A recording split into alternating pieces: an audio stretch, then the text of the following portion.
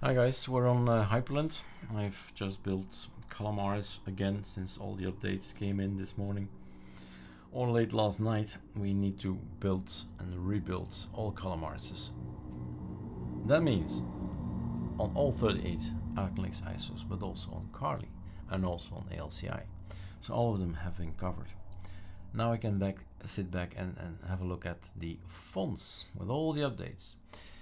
Hyprland and CHDWM and probably other tiling window managers, right? These little signs that we put in front of polybars and in this case waybar will have been changed. And I took a look and said, okay, what will we do? What font will we take?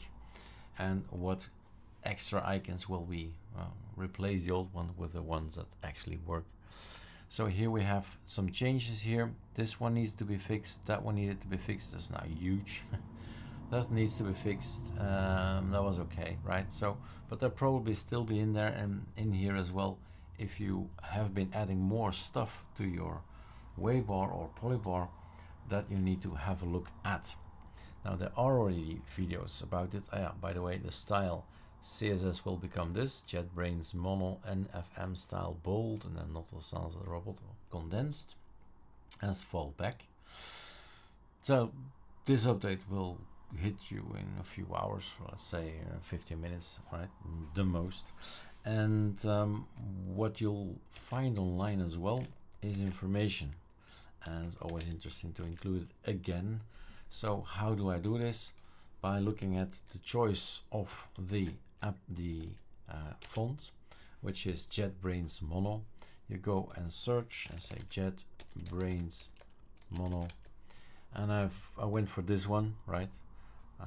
You can blame me if it breaks again, if updates come in, but you just choose something that you like this little icon up here is probably gonna be the sound icon. I don't know, might be something else, or this little guy. All you do is copy.